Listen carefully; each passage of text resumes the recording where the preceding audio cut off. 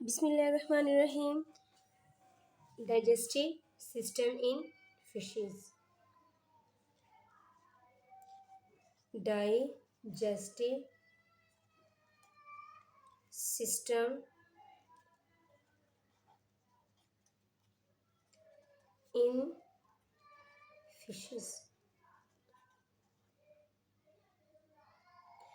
सारी दुनिया के जो एनिमल्स हैं ना उनको न्यूट्रिशन की ज़रूरत होती है ताकि वो ग्रो कर सकें और इन्वायरमेंट के अंदर सरवाइव कर सकें। न्यूट्रिशन का बेसिक मकसद ये है कि इसने सप्लाई करना होता है रॉ मटेरियल को ताकि मेंटेन कर सके लाइफ को, यानी कि मेटाबॉलिज्म को मेंटेन कर सके। जब मेटाबॉलिज्म मेंटेन होगा तो डेफिनेटली डिफरेंट एक्टिविटीज़ परफॉर्म होंगी। Nutrition supplies nutrition supplies raw material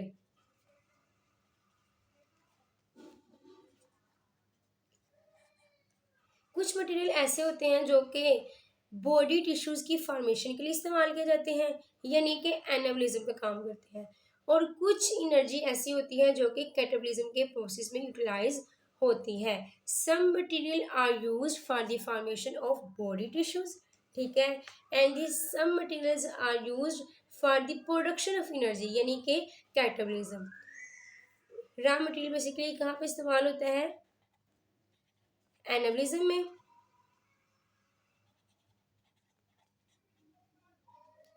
and the second is the catabolism, यानी कि प्रोडक्शन, किसकी प्रोडक्शन करने के लिए? एनर्जी की प्रोडक्शन करने के लिए कुछ मटेरियल को इस्तेमाल किया जाता है जो कि हम लोग कहाँ से हासिल करते हैं? न्यूट्रिशन से हासिल करते हैं। अब बात हो रही है अगर डाइजेस्टिव सिस्टम की, तो इसमें बेसिकली कितना प्रोसेस इन्वॉल्व होता है? Digestive system incorporates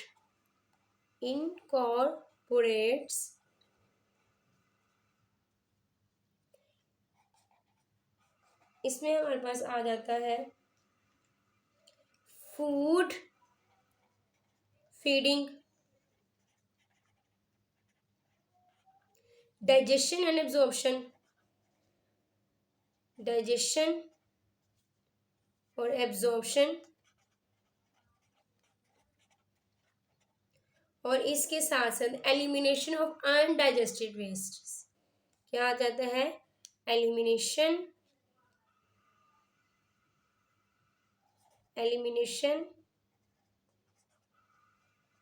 of digestive wastes, elimination of undigested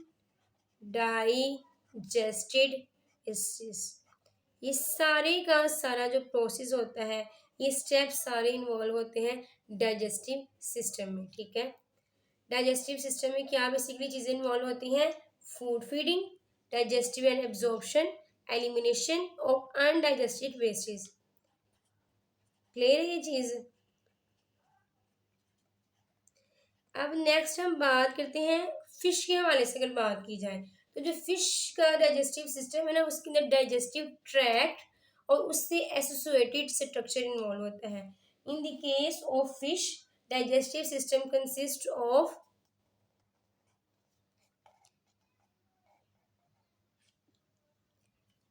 digestive track, किससे मुश्तमिल होता है? डाइजेस्टिव ट्रैक पे, और इसके साथ साथ ग्लैंड्स के ऊपर, और इससे एसोसिएटेड ग्लैंड्स पर डाइजेस्टिव सिस्टम कंसिस्ट करता है। इसके अलावा अगर हम लोग नेक्स्ट बात करें डाइजेस्टिव सिस्टम का जो बेसिक फंक्शन है, basic function of digestive system, basic function of digestive system, तो वो इसका काम ये है कि इसे डिसॉल्व करना होता है फूड को। क्या करना होता है? Dissolve food. कैसे डिसॉल्व करता है फूड को? बाय मेकिंग सॉल्युबल,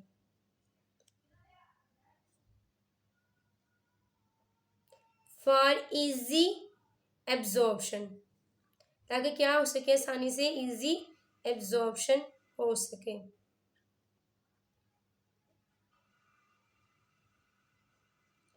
क्लियर है ये चीज़?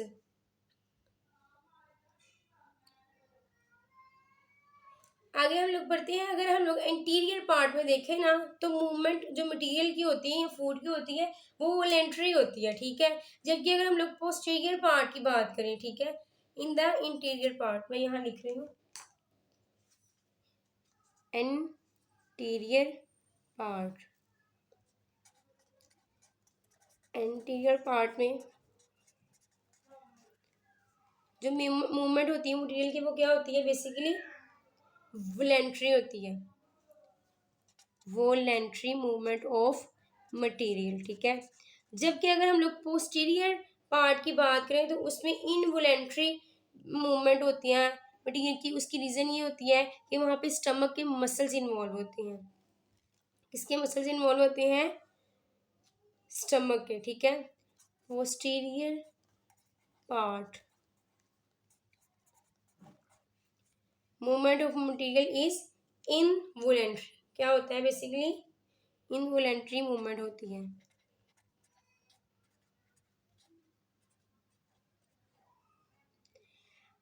अब स्मॉल एंड लार्ज इंटेस्टाइन में जो लाइनिंग होती है ना, वो बेसिकली एब्जॉर्प्शन काम करती है और इससे पिकअप करना होता है डाइजेस्टिव प्रोडक्ट को सॉल्यूशन फॉर्म के अंदर। इस फॉर्म के अंदर इसे पिक करना होता है।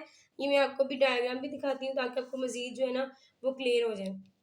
ये देखें, ये हमारे पास क्या है? डाइजेस्टिव सिस्टम बेसिकली मैंने रिप्रेजेंट किया हुआ है फिश का। इसके अंदर आप लोग ये देख रहे हैं, ये माउथ है, ठीक है, ये एसोफेगस है, ठीक है, ये फ्रेंजियल स्लिट्स इन्वॉल्व है, ये पाइलोरिक सिक्का, ये पाइलोरिक सिक्का है, ये स्टमक है। इसके अंदर क्या होनी है? मूवमेंट होनी है मटेरियल की इनवॉलेंट्री, क्योंकि इसके अंदर स्टमक इन्वॉल्व होंगे। इसके बाद ये सारी की सारी हमारे पास क्या आ जाती है? इंटेस्टाइन। ये बाद में रेक्टम, और रेक्टम के बाद क्या आ जाता है? Anus. This is all the digestive system of fishes. Clear है? लेकिन हम लोग थोड़ा सा डिटेल में हम लोग इसको जानने की कोशिश करते हैं कि किस तरह से जो है ना वो डाइजेशन होती है। फिलहाल बात मैं किसकी कर रही हूँ? इस लार्ज इंटेस्टाइन और स्मॉल इंटेस्टाइन के हवाले से।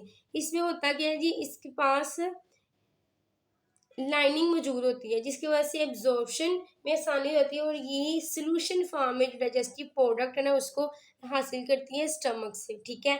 अब इस ये जो एरिया ना अब बढ़ जाता है, इंक्रीज हो जाता है। उसकी रीज़न ये है कि इसके पास वाल्स है और विलाई भी इसके पास है, ठीक है। By throwing walls and villi digestive area क्या हो जाएगा?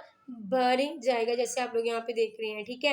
ये डाइजेस्टिव ट्रैक्ट के पास बहुत ज़्यादा ऐसे सेल्स होते हैं जो कि कंट्रीब्यूट करते हैं इंजाइम्स को। क्या प्रोवाइड करते हैं? इंजाइम्स को, ताकि आसानी से डाइजेशन हो सके।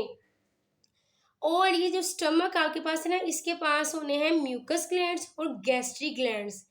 क्या होने हैं? म्यूकस ग्लैंड्स और गैस्ट्रिक ग्लैंड्स स्टमक में होती हैं। अगर हम लोग प्रीडेटरी फिशेस की बात करें, ठीक है, उनका काम ये होता है कि उन्होंने सीक्रेट करना होता है एचसीएल को और पेप्सिनोजेन को, जो कि बहुत ही इफेक्टिव होती हैं ताकि आसानी से लार्ज प्रोटीन पार्ट मॉलिक्यूल्स को तोड़ा जा सके स्मॉलर मॉलिक्यूल में, ताकि किसमें आसानी हो सके? डाइजेशन में आसानी हो सके। इसको मैं यहाँ पे लिखती हूँ, इन the case of predatory fishes. किस केस की बात कर रहे हैं? प्रीडेटरी फिश की बात कर रहे हैं। तो उसमें क्या होना है? म्यूकस ग्लैंड्स ने और गैस्ट्रिक ग्लैंड्स ने सीक्रेट क्या करना है? एचसीएल को और पेप्सिनोजिन को। प्रीडेटरी फिशेज, इस केस में क्या हो रहा है जी?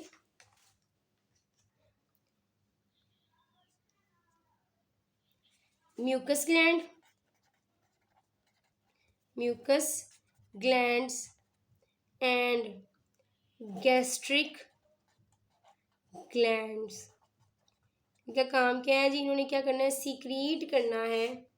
किसको सीक्रेट करना है? एचसीएल को और पेप्सिनोजिन को। एचसीएल प्लस पेप्सिनोजिन को, ताकि क्या हो सके? इफेक्टिव जो है ना कम्बिनेशन हो सके इन दोनों का बहुत ही इफेक्टिव रोल होता है ताकि लार्ज प्रोटीन मॉलिक्यूल्स को स्प्लिट किया जा सके, तोड़ा जा सके स्मॉलर मॉलिक्यूल्स में। अब नेक्स्ट हम पढ़ते हैं डाइजेस्टिव ग्लैंड्स इन फिशेस में क्या होता है जी। अगर हम लोग फिश के हवाले से बात करें तो उसमें डाइजेस्टिव ग्लैंड कौन कौन से हैं? डाइजेस्टिव ग्लैंड्स इन फिशेस, तो वो हमारे पास लीवर है और पेनक्रियास है। डाइजेस्टिव ग्लैंड्स इन फिशेस, वो हमारे पास कौन कौन से आ जाते हैं? वन इज द लीवर और second is the pancreas. Both are the digestive glands in the case of fish. ये जो the layer is bio and trilobe present interiorly, ठीक है, इनकी क्या होती है? बायो ट्राइलोब प्रेजेंट होते हैं interiorly. Pancreas highly diffused gland है। क्या है? पेनक्रियास क्या है? हाईली डिफ्यूज्ड ग्लैंड्स है और ये गट से निकला हुआ है। Highly diffused gland. अगर हम लोग आमतौर पर जनरल व्यू देखें ना तो एलिमेंट्री जो कैनाल है वो कंसिस्ट करती है। अब मैं किसकी बात कर रही हूँ? अगर जनरल व्यू की बात कर रही हूँ तो उसमें एनिमल जो कैनाल है वो कंसिस्ट करती है टीथ, टंग, बकल कैविटी। मैं आपको यहाँ पे लिख के दिखाती हूँ। In general view alimentary canal consist of teeth,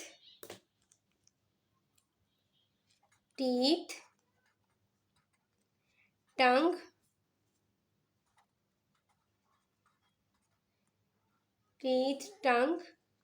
buccal cavity, taste bud, ठीक है, और इसोफिगस, इंटेस्टाइन,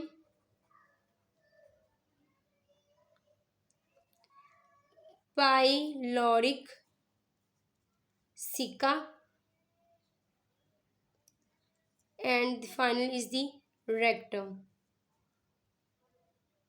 1 2 3 3 4 5 6 7 8 बेसिकली पार्ट्स हैं जो कि एलिमेंट्री कैनाल के जनरल व्यू को रिप्रेजेंट करते हैं, जिसको मैंने आपको डायग्राम में भी दिखाया था।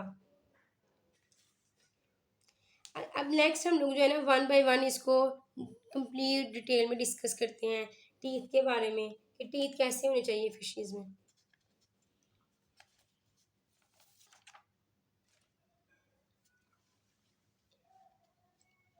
Teeth of fishes.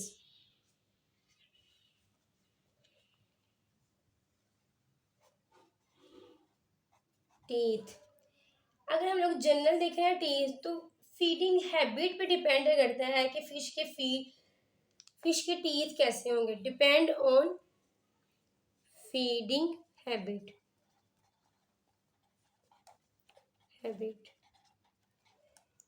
ये अब सफ्यूरिकल भी हो सकते हैं। सफ्यूरिकल, ठीक है, पॉइंटेड, कर्व्ड, फैंग लाइक। इन सब का पर्पस यही है कि इन्होंने क्या करना है? डाइजेशन में अपना अहम किरदार करना है। क्रशिंग में शेल्स की या मुलस्क की या फिर क्रस्टेशियन को चीर फाड़ में अहम किरदार अदा करना है। फंक्शन ऑफ टीथ क्या हुआ बेसिकली? फंक्शन ऑफ टीथ ये क्या है जी? क्रश करना। क्रशिंग द शेल्स, मुलस्क या फिर क्रस्टेशियंस वगैरह। ये था टीथ का। अगर हम लोग नेक्स्ट टंग के लिहाज से बात करें, टंग तो इसका काम ये है कि ये बेसिकली बक्कल कैविटी के फ्लोर से एक फोल्ड है। It arises as a fold from the floor of buccal cavity. Fold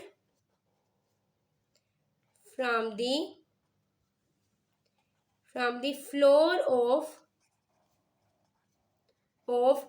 buccal cavity। और ये मुश्तमिल होती है, जो टंग है ना, इसके पास बेसिकली सेंसरी रिसेप्टर्स मौजूद होते हैं। इसके पास क्या मौजूद होता है? सेंसरी रिसेप्टर्स मौजूद होते हैं। नेक्स्ट अगर बक्कल कैविटी की बात करें ना, कि बक्कल कैविटी ये ओपनिंग होती है फेर्नक्स के अंदर, जिसको सपोर्ट मिली होती है गिल स्लिट से। बक्कल कैविटी ये ओपनिंग किस में है? फेर्नक्स में। Opening into pharynx. इसको किससे सपोर्ट मिली होती है? गिल स्लिट से मिली होती है। ये जो गिल स्लिट्स होते हैं ना, इनका फंक्शन ये होता है कि इन्होंने प्रिवेंट करना होता है कि फूड मटेरियल जो है ना वो बक्कल कैविटी से ना निकल जाए। नेक्स्ट बात करते हैं टेस्ट बर्ड के हवाले से।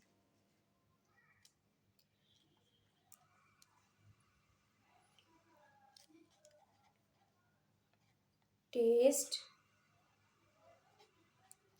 बर्ड, ये टेस्ट बर्ड है ना, ये लिप्स पर, ओरल वाल्स पर और बार्बल्स पर मौजूद होते हैं। टेस्ट बर्ड कहाँ कहाँ मौजूद होते हैं?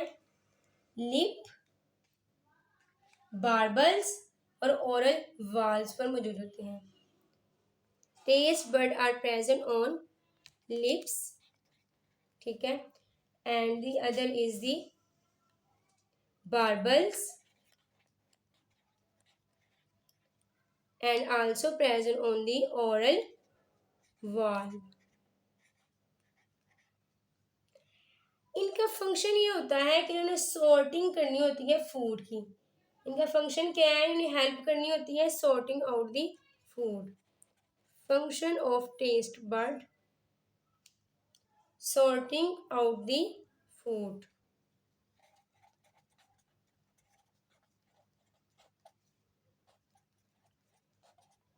आगे बढ़ते हैं ओइसोफेगस और स्टमक के बारे में। ओइसोफेगस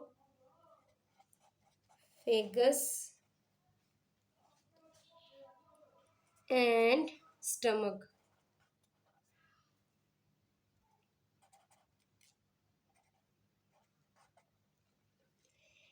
ये इट इज शॉर्ट और नैरो ट्यूब है अगर हम लोग हर्बीवोरस और ओमनिवोरस फिशेस में देखें तो। इन the case of herbivores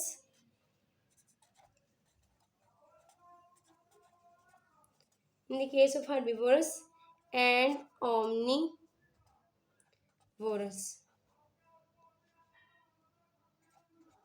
fishes के केस में बेसिकली क्या है? एक नैरो ट्यूब है।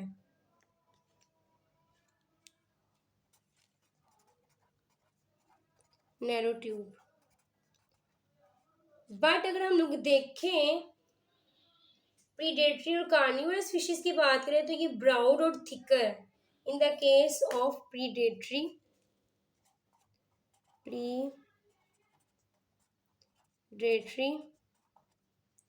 या फिर कार्निवोरस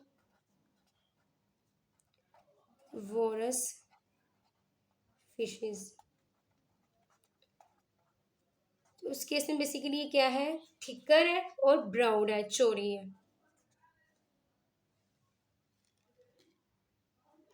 हम किसकी बात करें? स्टमक के हवाले से बात कर रहे हैं। In the case of predatory and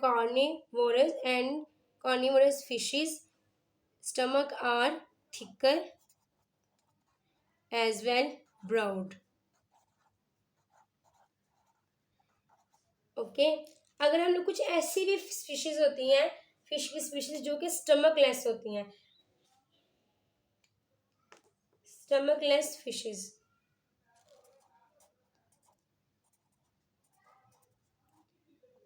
stomach less fishes. और अगर हम लोग इसकी एग्जांपल जाने तो वो हमारे पास आ जाता है रोहू, इसके पास स्टमक नहीं होता। थैला। अब इन स्टमक लेस स्पीशीज में इस तरह से होता है, जो इंटेस्टाइन का जो इंटीरियर पार्ट है ना वो ही स्वेलर होता है एज स्टमक की तरह, ठीक है। उसका फंक्शन बिल्कुल ऐसे ही है जैसा कि क्या है, जैसे बिल्कुल स्टमक परफॉर्म करें इनके डाइजेशन, ठीक है। और इसोफेगस का जो फंक्शन है ना वो फूड को स्टोरेज करना है। क्या है इसोफेगस का, क्या फंक्शन है, फूड को स्टोरेज करना है। इन the case of stomach less fishes में क्या होता है जी, इंटीरियर पार्ट,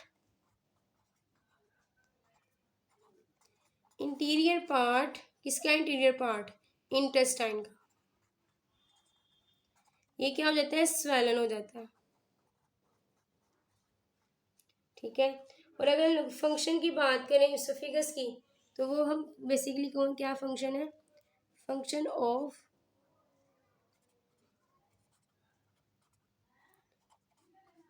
इसोफेगस,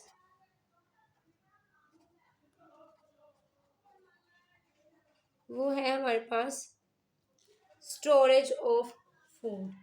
किसकी स्टोरेज है, फूड की स्टोरेज है।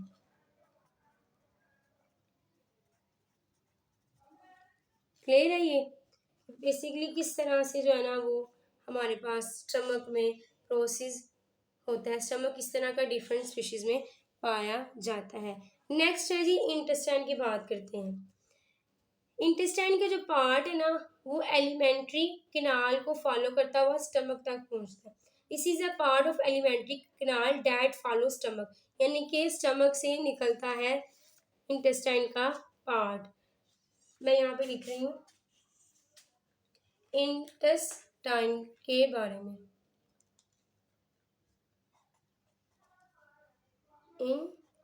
इंटेस्टाइन ये एलिमेंट्री कैनाल का ऐसा पार्ट है जो कि फॉलो करता है स्टमक को। किसको फॉलो करता है, स्टमक को, फॉलो स्टमक। इसके दो पार्ट होते हैं बेसिकली, एक इंटीरियर होता है, ठीक है, और लॉन्ग होता है, बट नैरो होता है जिसको हम लोग स्मॉल इंटेस्टाइन कहते हैं। फिर मैं किसकी हिस्से की बात कर रही हूँ, इंटीरियर पार्ट की, इंटीरियर पार्ट ऑफ इंटेस्टाइन। और ये बेसिकली है एक posterior part, posterior part of intestine. Interior जो पार्ट है वो क्या है, लॉन्ग है, लॉन्ग है, ठीक है, लेकिन नैरो है,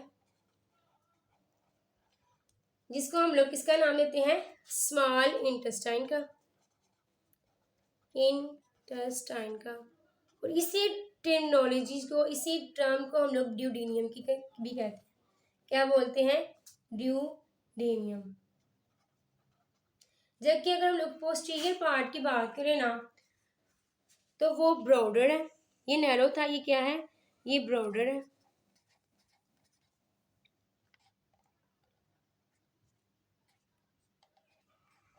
इसको हम लोग लार्ज इंटेस्टाइन का नाम देते हैं।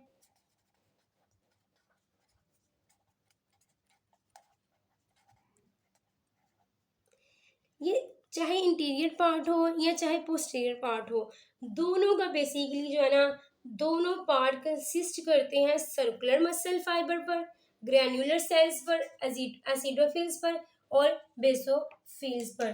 मैं यहाँ लिख रही हूँ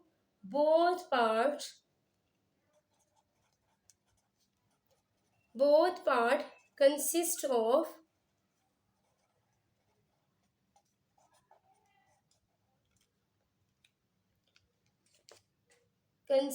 of circular muscle fiber, circular muscle fiber, ठीक है, ग्रैन्युलर सेल्स सेल्स पर, ठीक है, एसिडोफिल्स पर, acidophil, as well as basophils पर। क्लियर है ये चीज कि दोनों पार्ट्स किस किस पे बेसिकली कंसिस्ट करते हैं? Circular muscle fiber, granular cells, acidophils as well as basophils पर, ठीक है। नेक्स्ट हम लोग 7th पार्ट की हम लोग बात करने लगे जो है कि है पाइलोरिक सिका।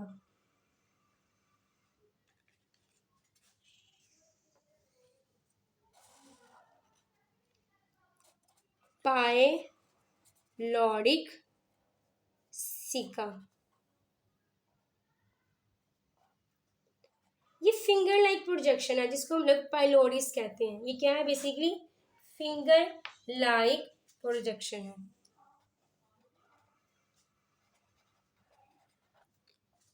फिंगर लाइक प्रोजेक्शन, इसको हम लोग क्या बोलते हैं? पाइलोरिस। और ये कहाँ मौजूद होती है? ये बेसिकली इंटेस्टाइन के इंटीरियर पार्ट में मौजूद होती है। It is present in the interior part of the intestine.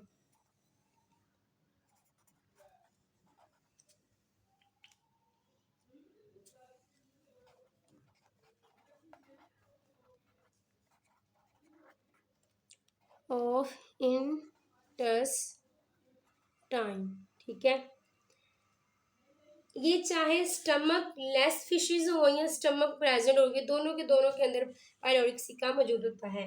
Next बात करते हैं फाइनल पार्ट की जो कि एनिमेलिट्री कनाल का हिस्सा है, रेक्टम।